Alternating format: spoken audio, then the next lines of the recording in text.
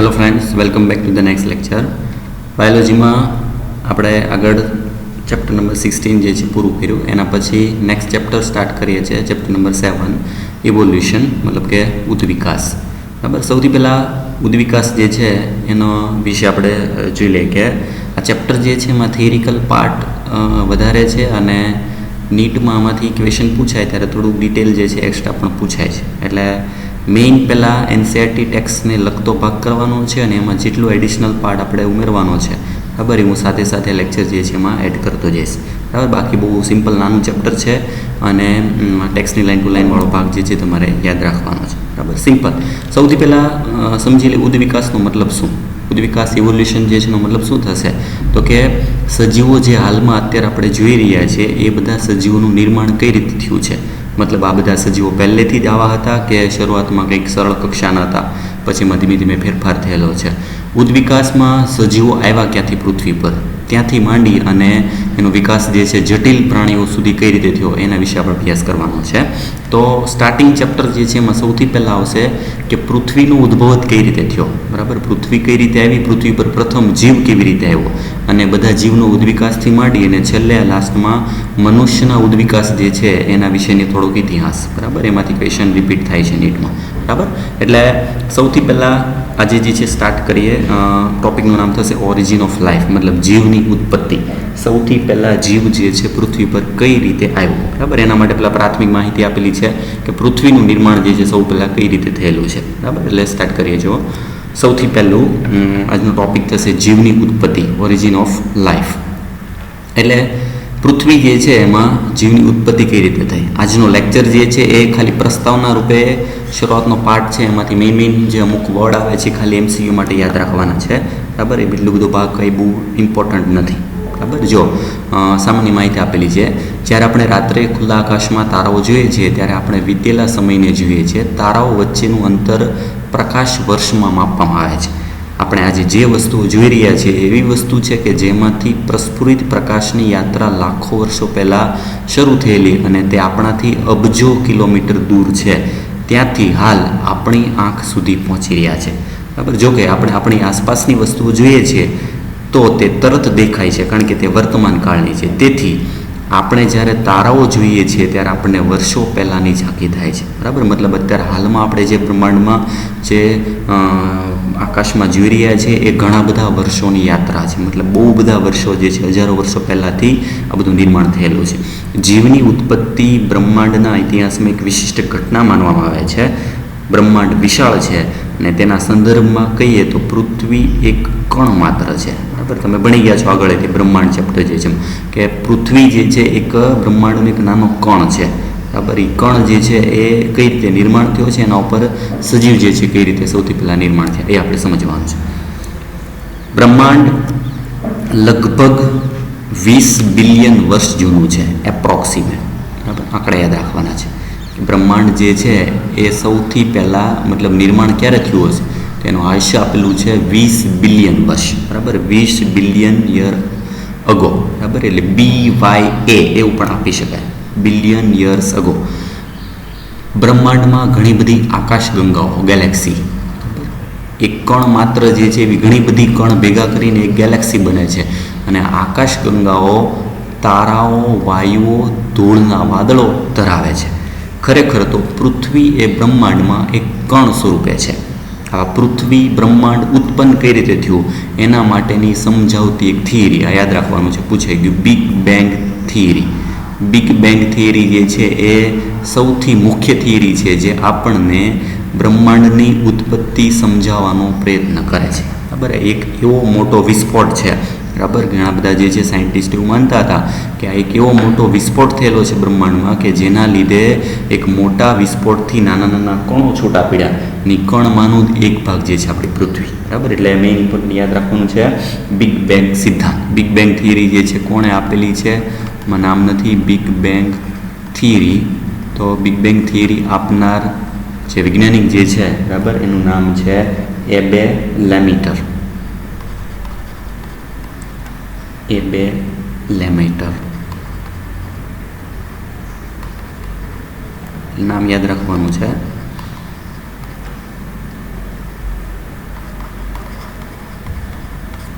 Big bang theory આપનાર scientist કોણ થશે? તેનું નામ થશે એબે લેમીટર. એબે લેમીટર જે છે નામના સાયન્ટિસ્ટે સૌથી પહેલાં બિગ બેંગ થિયરી આપી. બિગ બેંગ થિયરી શેના માટે છે? તો બ્રહ્માંડની ઉત્પત્તિ સમજાવવાનું જે છે મુખ્ય વાત, બરાબર, મુખ્ય જે છે થિયરી, બરાબર. એનો મતલબ શું છે? તો કે એક એવો વિસ્ફોટ થયેલો હતો, બરાબર, ભૂતકાળ જે છે એમાં, કે જેનાથી બ્રહ્માંડ જે છે એનું આખું વિસ્તરણ થયું. આ એક વિશાળ અકલ્પ્ય ભૌતિક વિસ્ફોટ છે, બરાબર. આ સિદ્ધાંત જે છે શું કહેવા માગે છે? તો કે એવો મોટો વિસ્ફોટ છે કે જેના લીધે, બરાબર, બ્રહ્માંડ આખું વિસ્તરણ થયું અને પરિણામે તાપમાન ઓછું થયું. સ્વાભાવિક છે કે જે એક વિશાળ અકલ્પ્ય ભૌતિક વિસ્ફોટ છે, વિસ્ફોટ થાય એટલે સ્વાભાવિક છે એમાંથી ઉર્જા ઉત્પન્ન થાય, એટલે ખૂબ જ તાપમાન ઊંચું થાય. આ તાપમાન ધીમે ધીમે ઘટતું ગયું અને બ્રહ્માંડ એમાંથી ધીમે ધીમે વિસ્તરતું ગયું. હાઇડ્રોજન અને હિલિયમ થોડા સમય બાદ સર્જાયા. એમાંથી હલકા વાયુઓ જે છે એનું નિર્માણ થયું. આ વાયુઓ ગુરુત્વાકર્ષણના કારણે એકઠા થયા અને પ્રવર્તમાન બ્રહ્માંડની આકાશગંગાઓ અસ્તિત્વમાં આવી, બરાબર, જેને આપણે ગેલેક્સીઓ કહીએ છીએ. ધીમે ધીમે ગુરુત્વાકર્ષણ જે છે એના લીધે વાયુ બધા ધીમે ધીમે નજીક ગોઠવાતા ગયા અને આ રીતે ગેલેક્સી સર્જાણી. મિલ્કી વે, બરાબર, દૂધ ગંગા જે નામની એક આકાશગંગા કહીએ છીએ આપણે, નામની આકાશગંગાના સૌરમંડળમાં 4.5 બિલિયન વર્ષ પહેલાં પૃથ્વીની રચના થઈ હોવાનું મનાય છે. યાદ રાખજો, પૃથ્વી જે છે એ કઈ આકાશગંગાનો ભાગ છે? આકાશગંગાનું નામ થશે મિલ્કી વે, બરાબર. મિલ્કી વે નામની આકાશગંગા, અને આ આકાશગંગામાં અંદાજિત 4.5 બિલિયન વર્ષ પહેલાં પૃથ્વીની રચના થઈ. કયા સિદ્ધાંતના આધારે? બિગ બેંગ વાત. હવે એના પછી તો શરૂઆતમાં પૃથ્વી પર વાતાવરણ નહોતું. પાણીની બાષ્પ, વરાળ, મિથેન, કાર્બન ડાયોક્સાઇડ અને એમોનિયા જેવા પીગળેલા દ્રવ્યો મુક્ત થયા અને સપાટીને ઢાંકતા ગયા. જો સ્વાભાવિક છે કે એવું માનવામાં આવે છે કે શરૂઆતમાં પૃથ્વી જ્યારે છૂટી પડી ત્યારે એનું તાપમાન 5000 ડિગ્રી સેલ્સિયસ હતું, ખૂબ જ ગરમ હતી. આવી ગરમ પૃથ્વીની ઉપર વાતાવરણ નહોતું. પાણી વરાળ સ્વરૂપે હોય, સ્વાભાવિક છે. મિથેન વાયુ, કાર્બન ડાયોક્સાઇડ વાયુ અને એમોનિયા, એટલે પૃથ્વીની સપાટી જે છે એમાં નિર્માણ કરતા સૌથી પહેલાંના મુખ્ય જે છે ઘટકો કયા હતા? સ્વાભાવિક છે કે એમાં H2O, બરાબર, મતલબ એ કયા સ્વરૂપે? વરાળ સ્વરૂપે. સાથે CH4 મતલબ મિથેન વાયુ, એની સાથે CO2 કાર્બન ડાયોક્સાઇડ, NH3 મતલબ એમોનિયા. એટલે આ શરૂઆતમાં પૃથ્વી જે છે એના મુખ્ય ઘટકો, જે ખૂબ તાપમાન હતું ત્યારે આ મુખ્ય 4 ઘટકો પૃથ્વી પર હાજર હતા: પાણી, મિથેન, CO2 અને એમોનિયા, બરાબર. યાદ રાખજો, પાણી વરાળ સ્વરૂપે, મિથેન, CO2 અને એમોનિયા પીગળેલા દ્રવ્ય સ્વરૂપે હતા અને સપાટીને ધીમે ધીમે ઢાંકતા ગયા. એના પછી સૂર્યમાંથી આવતા યુવી કિરણો, સૂર્યમાંથી આવતા યુવી કિરણોએ પાણીને હાઇડ્રોજન અને ઓક્સિજનમાં વિખંડિત કર્યા અને હલકો હાઇડ્રોજન વાયુ મુક્ત થયો. એટલે સૌથી પહેલાં હાઇડ્રોજન વાયુ ક્યાંથી આવ્યો? કે જે આ પાણી હતું, પાણીનું વિખંડન થયું યુવી લાઇટના કિરણે, મતલબ યુવી કિરણોએ ત્યારે ઉદ્દીપક જેવું કાર્ય કર્યું અને એમાંથી હાઇડ્રોજન વાયુ મુક્ત થયો અને ઓક્સિજન વાયુ મુક્ત થયો. આવી રીતે સૌથી પહેલાં હાઇડ્રોજન વાયુ નિર્માણ થયું. એમોનિયા મિથેન સાથે ઓક્સિજન સાથે જોડાઈને પાણી, કાર્બન ડાયોક્સાઇડ તથા અન્ય સંયોજનોની રચના કરી. જો એમોનિયા અને મિથેન સાથે ઓક્સિજન જોડાણ, એમોનિયા NH3 અને મિથેન આ બંનેની સાથે O2 જોડાણ, મતલબ કે એમોનિયાના ઓક્સાઇડ બન્યા અને મિથેનના ઓક્સાઇડ બન્યા. એના લીધે, બરાબર, કાર્બન ડાયોક્સાઇડ નિર્માણ થયું અને અન્ય સંયોજન નિર્માણ થયું. ઓઝોન સ્તરનું પણ નિર્માણ થયું, O3 નિર્માણ થયું. જ્યારે પૃથ્વી ઠંડી થઈ ત્યારે પાણીની બાષ્પ વરસાદ સ્વરૂપે પડી. જેમ જેમ તાપમાન જે છે ઘટતું ગયું, વારંવાર આ પ્રક્રિયા રિપીટ થતી ગઈ. બહુ ઊંચું તાપમાન હતું, ધીમે ધીમે ઘટતું ગયું. એમાંથી પાણીની વરાળ જે છે, બરાબર, એ ધીમે ધીમે બાષ્પમાંથી પ્રવાહી સ્વરૂપે બની અને પ્રવાહીમાંથી એનો વરસાદ પડ્યો. વરસાદ જેમ પૃથ્વી પર પડે એમ પૃથ્વીનું તાપમાન વધુ ને વધુ ઘટતું ગયું. પૃથ્વી પર આવેલા આવા ખાડાઓમાં પાણી એકઠું થયું અને આ રીતે મહાસાગરનું નિર્માણ થયું, બરાબર, મતલબ સમુદ્ર જે છે એનું નિર્માણ થયું. પૃથ્વીની ઉત્પત્તિ બાદ આંકડા યાદ રાખવાના છે. 500 મિલિયન વર્ષ બાદ પૃથ્વી પર જીવ દૃશ્યમાન થયો, એટલે કે લગભગ 4 બિલિયન વર્ષ પહેલાં.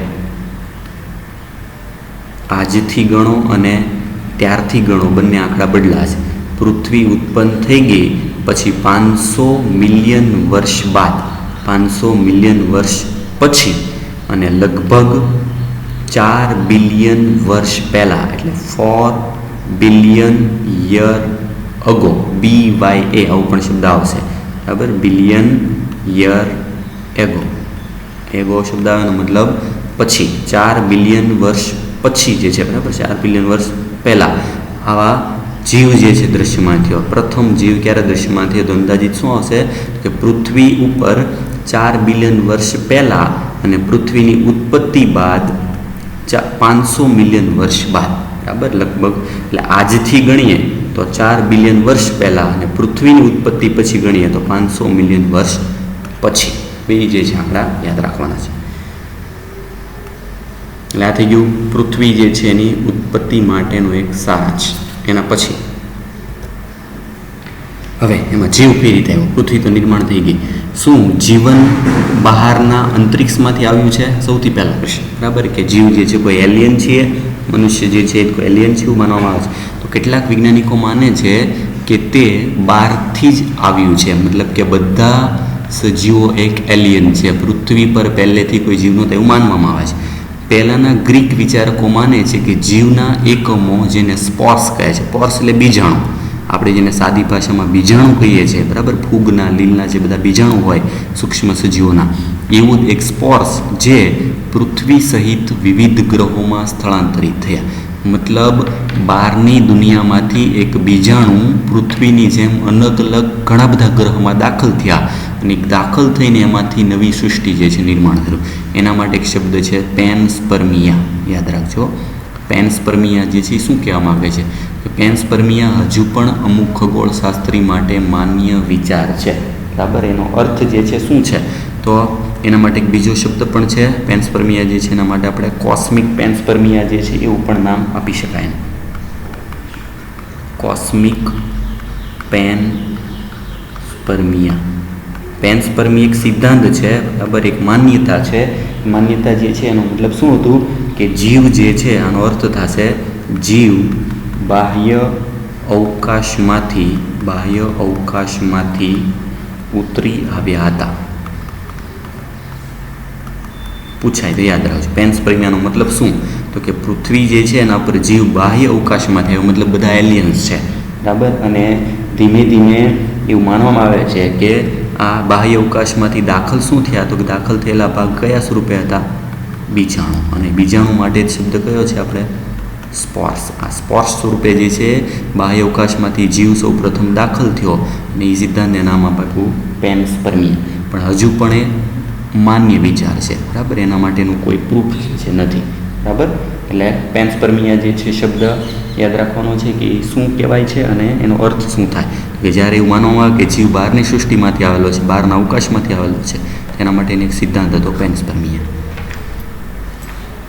એના પછી ઘણા બધા એવા વાદ જે છે રજૂ થયા કે જેમાં એવું માનવામાં આવે છે કે જીવ જે છે એના ઉત્પત્તિ માટેના અલગ અલગ સિદ્ધાંતો, જેમ કે ઘણા સમય સુધી એવું પણ માનવામાં આવતું હતું કે જીવ સડતી અને કોહવાતી વસ્તુ જેવી કે ઘાસ અને કાદવમાંથી ઉત્પન્ન થયા, બરાબર. એવું આ બધી માન્યતા છે, બરાબર. આ કોઈ વાત સ્વીકારેલું નથી કે કોઈ પણ સડેલી વસ્તુ હોય, કોહવાતી વસ્તુ હોય, ઘાસ હોય, કાદવ હોય, એમાંથી અચાનક જ જીવ જે છે એ ઉત્પન્ન થયો. અને આ વાતને નામ એ બધું સ્વયંસ્ફુરિત જનનવાદ.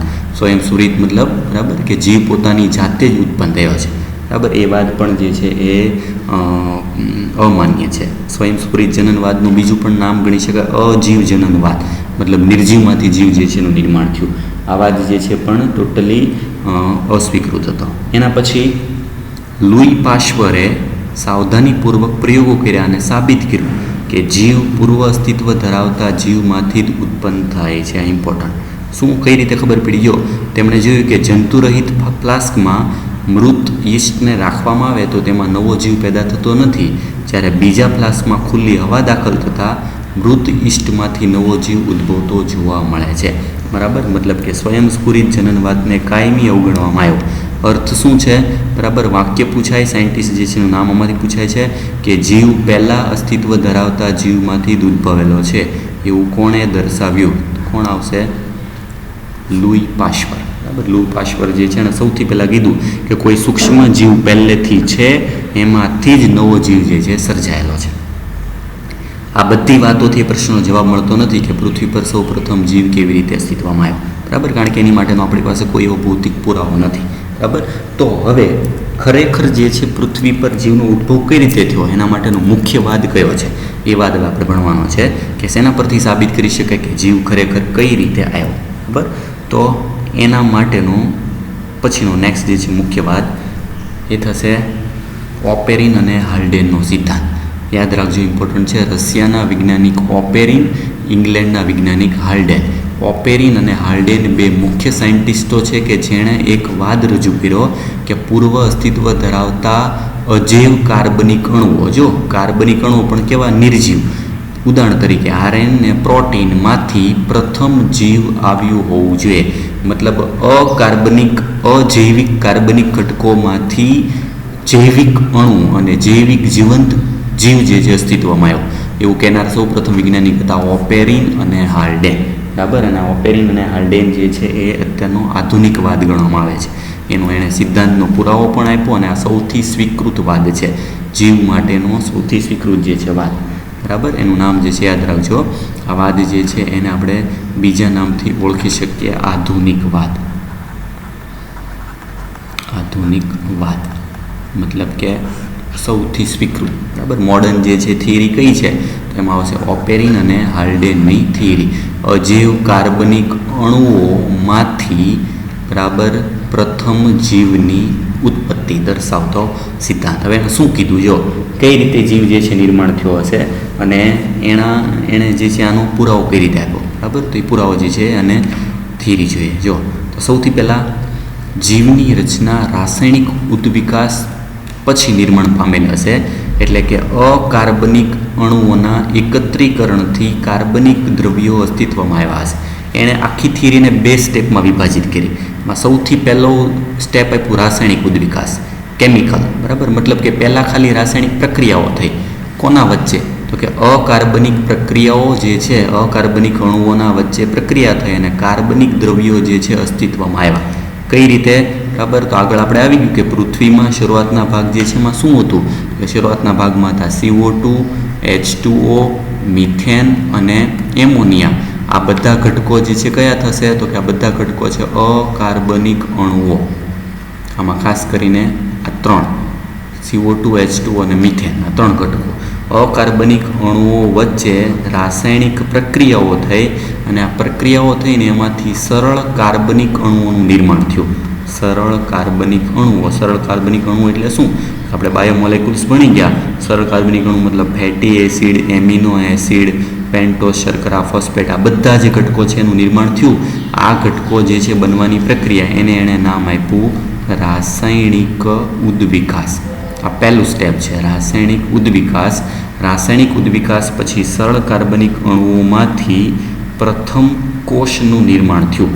પ્રથમ કોષ, જેને આપણે પૂર્વ કોષ તરીકે પણ ઓળખીએ છીએ, આ પ્રથમ કોષનું નિર્માણ થયું. આ બીજું સ્ટેપ, એને નામ આપ્યું એણે જૈવિક ઉદ્વિકાસ. જૈવિક ઉદ્વિકાસ મતલબ કે એણે સંપૂર્ણ જીવની ઉત્પત્તિને બે સ્ટેપમાં વિભાજિત કરી. પહેલો રાસાયણિક ઉદ્વિકાસ, બીજું જે છે જૈવિક ઉદ્વિકાસ, બરાબર. અને એનો એને પુરાવો પણ આપ્યો, બરાબર. અને એને નામ આપ્યું એને મિલરનો પ્રયોગ.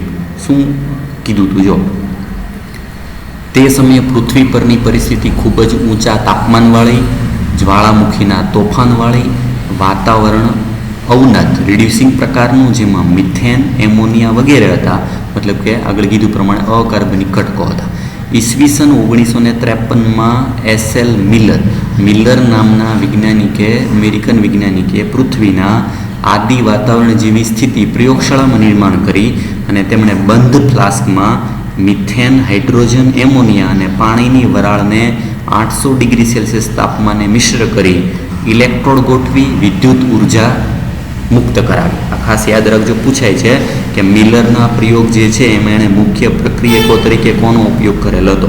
તો પ્રક્રિયકો તરીકે આવશે મિથેન, હાઇડ્રોજન, એમોનિયા અને પાણીની વરાળ. કેટલું તાપમાન રાખ્યું હતું? 800 ડિગ્રી સેલ્સિયસ તાપમાન. અને સાથે એણે ઉદ્દીપક તરીકે ઇલેક્ટ્રોડ મુક્ત કરેલા, મતલબ કે વીજળી ઉત્પન્ન કરવા માટેનો એક જે છે ઉદ્દીપક તરીકે ઇલેક્ટ્રોડ, જે વિદ્યુત ઉર્જા મુક્ત કરે. એમણે જોયું કે તેમાં એમિનો એસિડનું નિર્માણ થયેલું હતું. બરાબર. આકૃતિ આપેલી છે, આકૃતિ એના દ્વારા સમજી લેજો. આકૃતિ છે મિલરનો પ્રયોગ. મિલરના પ્રયોગમાં એણે શું કર્યું હતું? જો તો કે એક ફ્લાસ્ક હતો. ફ્લાસ્ક જે છે એમાં વાયુઓ મુક્ત કરવામાં, વાયુ રાખવામાં આવેલા. મિથેન, એમોનિયા, પાણીની વરાળ, હાઇડ્રોજન, આ મુખ્ય પ્રક્રિયકો. આવા વાયુઓને મુક્ત જે છે તણખા મુક્ત કરતા, મતલબ કે ઇલેક્ટ્રોડ, વિદ્યુતધ્રુવ મૂકવામાં આવ્યા, જેના લીધે એમાં એક પ્રક્રિયા થઈ શકે. જે પૃથ્વી પર વીજળીએ કામ કર્યું હતું, એ વીજળી જેવું કામ આ ઇલેક્ટ્રોડે કર્યું. આ વાયુઓને ઘણા બધા સમય સુધી ઊંચું તાપમાન, કેટલું તાપમાન આગળ કીધું કે 800 ડિગ્રી સેલ્સિયસ તાપમાન જે છે એમાં રાખ્યું. આવા અઠવાડિયા સુધી આવો ભાગ રાખી પછી એને પાણીનો નિકાલ કરી કન્ડેન્સરનો મતલબ એને ઠંડુ પાડવું. આવા ગરમ ભાગને ઠંડુ પાડવું, ઠંડા પાડનાર કન્ડેન્સરમાંથી પસાર કરી અને બરાબર એને આગળ લઈ જવામાં આવ્યા. પાણીના બિંદુઓ જે છે, વરાળવાળા ભાગ જે છે એમાં એણે અવલોકનો કર્યા. તો અવલોકનોવાળા ભાગમાં કાર્બનિક ઘટકો જોવા મળ્યા. દાખલ કયા કર્યા હતા? તો કે અકાર્બનિક ઘટકો. આ અકાર્બનિક ઘટકો વચ્ચે એવી પ્રક્રિયાઓ થઈ અને એને ઠંડુ પાડીને જોવામાં આવ્યું. તેમાં કાર્બનિક ઘટકો હતા. કાર્બનિક ઘટકો મતલબ શું? તો કે એમાં ફેટી એસિડ જે છે જોવા મળ્યા, એમાં એમિનો એસિડ જે છે જોવા મળ્યા. આવા બધા ઘટકો જે છે એને હાજરી જોવા મળી. મતલબ કે આવું પૃથ્વી પર પણ કંઈક થયું હશે. ઉકળતું પાણી જે છે, ઉકળતા પાણીમાંથી બાષ્પ દાખલ કરીને એને ગરમી ઉત્પન્ન કરી. એટલે આ જે છે એ મિલરના પ્રયોગ તરીકે ઓળખાય. મિલરનો પ્રયોગ શું છે? તો કે પૃથ્વી પર પ્રથમ જીવ આ રીતે ઉત્પન્ન થયો હશે એનો સૌથી પહેલો એણે ભૌતિક પુરાવો આપ્યો. બરાબર ને? આ પુરાવા પરથી સાબિત થયું કે જૈવિક ઉદ્વિકાસ આ રીતે થયેલો હશે. બરાબર, આ યાદ રાખવાના છે કયા કયા ઘટકો એણે સૌથી પહેલાં ઉમેરેલા હતા. એના પછી તો આવા જ બીજા કેટલાક પ્રયોગો જે છે કરવામાં આવ્યા. આવું બીજા વૈજ્ઞાનિકોના આ પ્રકારના પ્રયોગમાં જોવા મળ્યું. તેમાં શર્કરા, નાઇટ્રોજન 2, રંજક દ્રવ્ય, ચરબી વગેરેનું નિર્માણ થયું અને પૃથ્વી પર પડેલ ઉલ્કાઓનું પૃથ્થકરણ કરવામાં આવ્યું. તો એમાં પણ આવા દ્રવ્યો મળી આવેલ છે, જે દર્શાવે છે કે કદાચ અવકાશમાં પણ આવી ક્રિયા થતી હોવી જોઈએ. આવા મર્યાદિત પુરાવા સાથે રાસાયણિક ઉદ્વિકાસને વધતા ઓછા પ્રમાણમાં પ્રથમ સંકલ્પના તરીકે સ્વીકારેલ છે. સૌથી પહેલી જે છે સ્વીકૃતવાદ તો એ કયો છે?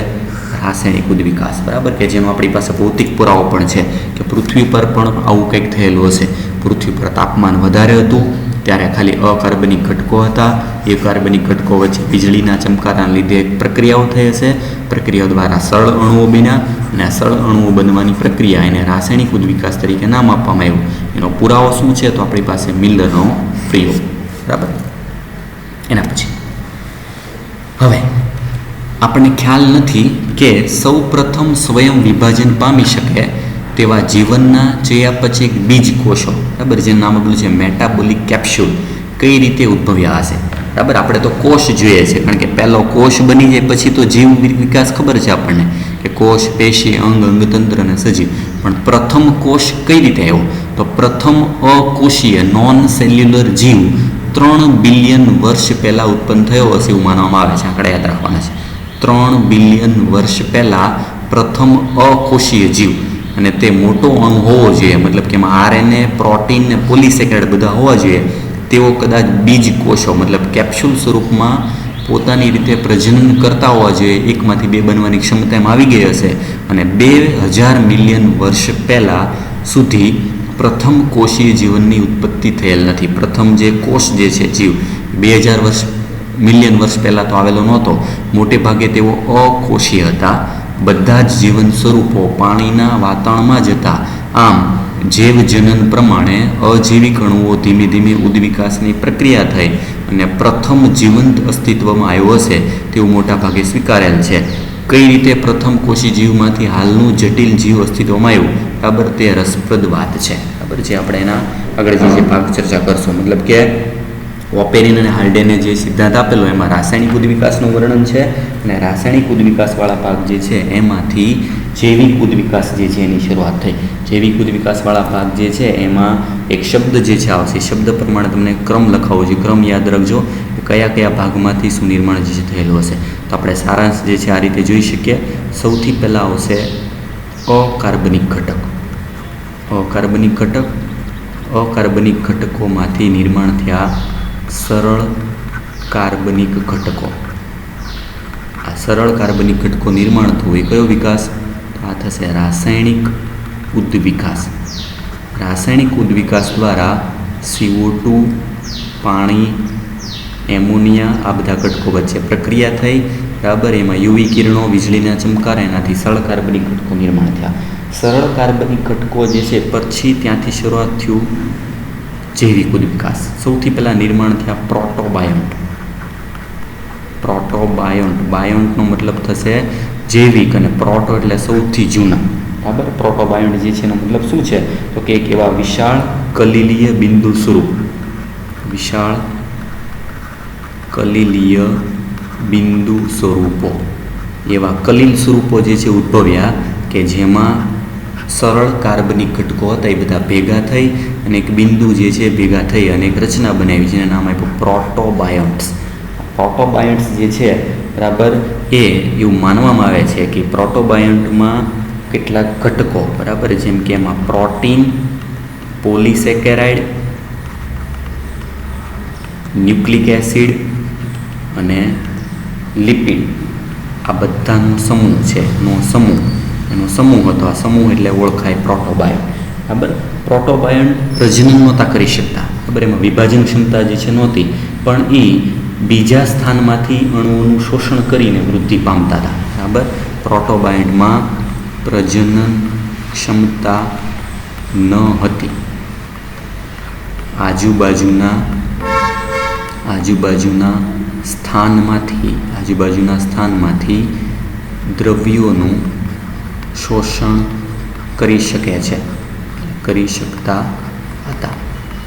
હવે આ પ્રોટોબાયોન્ટ જે છે, બરાબર, એ અમુક વૈજ્ઞાનિકોએ લેબોરેટરીમાં નિર્માણ કર્યા, બરાબર. અને લેબોરેટરીમાં પ્રોટોબાયોન્ટ જેવો ભાગ જે છે નિર્માણ કર્યો લેબોરેટરીમાં, એમાં એને નામ આપવામાં આવ્યું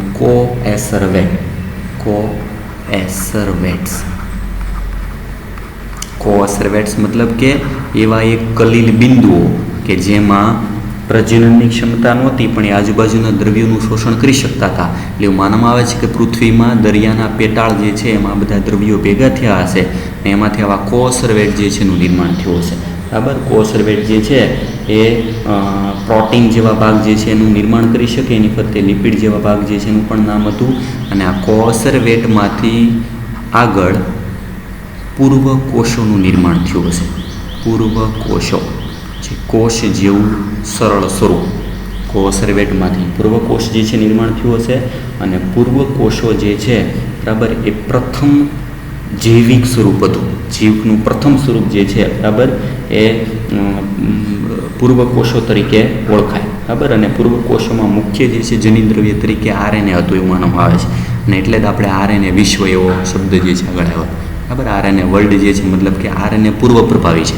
DNA પણ પછી બન્યું હશે, પહેલાં RNA જે છે એમાં આવેલું હશે, બરાબર. પ્રથમ કોષીય સ્વરૂપ જે છે પૂર્વ કોષ સ્વાભાવિક છે કે આદિકોષ કેન્દ્રીય હશે. આદિકોષ કેન્દ્રીય હોય મતલબ કે રસાયણ અને વિષમપોષી હતા.